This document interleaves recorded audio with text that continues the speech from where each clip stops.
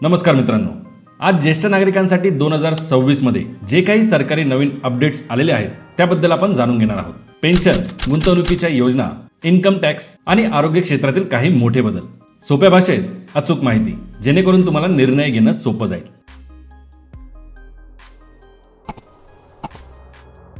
पहिला सगळ्यात मोठा बदल EPS 95 पेन्शन अपडेट. 7,500 रुपये पेन्शन बद्दल काय खरं आहे?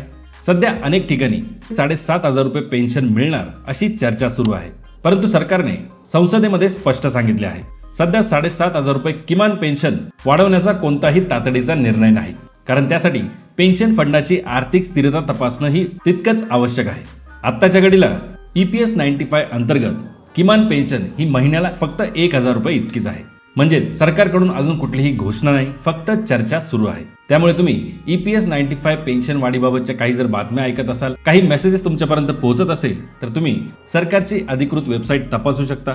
Income tax update. सिनियर सिटीजनसाठी बजेट 2026 मध्ये मोठा रोख फायदा नसला तरी काही ऍडमिनिस्ट्रेटिव्ह चेंजेस मात्र करण्यात आले आहेत, ज्यापैकी एक आहे फॉर्म 15H. यासाठी आता एक मोठा बदल ज्येष्ठ नागरिकांसाठी अनाऊन्स झालेला आहे. म्हणजेच TDS वाचवण्यासाठी हा जो 15H आपल्याला प्रत्येक संस्थेमध्ये, बँकेमध्ये, कंपन्यांमध्ये द्यावा लागतो, त्याबद्दल हा बदल सांगण्यात आला आहे. फक्त एकदाच 15H हा फॉर्म तुम्ही NSDL किंवा CDSLच्या मार्फत भरू शकतात आणि तोच भरलेला 15H फॉर्म हा कंपन्या, बँका या सर्वांना इलेक्ट्रॉनिकली पाठवला जाईल. पुन्हा फॉर्म भरण्याची गरज पडणार नाही आणि TDS वाचवण्यासाठी याची मदत होणार आहे. Section 80 TTB deduction. इंटरेस्ट इन्कमवर अजूनही 50,000 रुपयांपर्यंतचं डिडक्शन उपलब्ध आहे.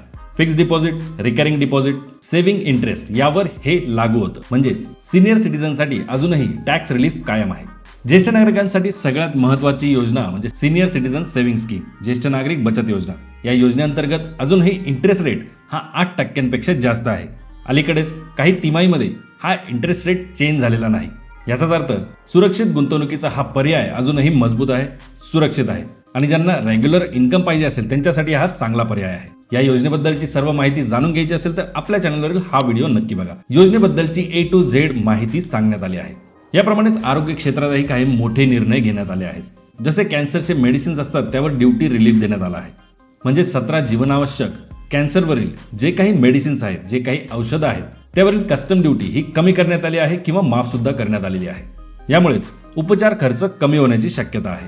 त्याचप्रमाणे आयुष्यमान भारत या योजनेअंतर्गत ज्येष्ठ नागरिकांसाठी वय वर्ष 70 पेक्षा जास्त असेल तर दरवर्षी 5 लाखाचा आरोग्य विमा कवच हे सुरूच आहे, ज्यामुळे मोठ्या हॉस्पिटल खर्चांपासून ज्येष्ठ नागरिकांना संरक्षण मिळेल आणि त्यांच्या कुटुंबाचा आर्थिक ताण हा कमी होणार आहे. आता मित्रांनो, ज्येष्ठ नागरिक ज्यांचं वय 70 वर्ष किंवा त्यापेक्षा अधिक आहे त्यांनी ऑनलाईनच घर बसल्या आयुष्यमान भारत कार्ड, ज्यावर 5 लाखांचा विमा कव्हर आहे, ते कसं बनवायचं यासंबंधीचा एक सेपरेट व्हिडिओ आपल्या चॅनलवर आधीपासूनच उपलब्ध आहे. या व्हिडिओची लिंक खाली डिस्क्रिप्शन बॉक्समध्ये दिलेली आहे. जर तुमचं वय 70 वर्षापेक्षा जास्त असेल तर आजच हे कार्ड तयार करून घ्या.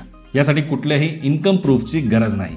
एकंदरीत पाहिलं तर 7,500 रुपयांची किमान पेन्शन ही अजूनही मंजूर झालेली नाही, ती अजून चर्चेमध्ये आहे. फॉर्म 15H याची जी प्रक्रिया होती ती सोपी करण्यात आली आहे. इंटरेस्ट इन्कमचं डिडक्शन कायम आहे. सिनियर सिटीजन सेव्हिंग स्कीम हा गुंतवणुकीसाठीचा अजूनही चांगला पर्याय आहे आणि आयुष्यमान भारत या योजनेमुळे 70 वर्षांवरील ज्येष्ठ नागरिकांना 5 लाखांचा विमा कव्हर हा चालूच आहे. पण लक्षात ठेवा, कोणतीही योजना फक्त ऐकून लगेच तुमचा निर्णय घेऊ नका. अधिकृत वेबसाईट, अधिकृत दस्तऐवज तपासा, योग्य त्या कार्यालयामध्ये चौकशी करा, त्यानंतरच तुमचा निर्णय घ्या. कारण आर्थिक सुरक्षितता ही माहितीवरच अवलंबून असते आणि आपल्या चॅनलवर माहितीपूर्ण आणि महत्त्वपूर्ण व्हिडिओज या प्रकारेच पोस्ट होत असतात. त्यामुळे लगेच सबस्क्राईब करा.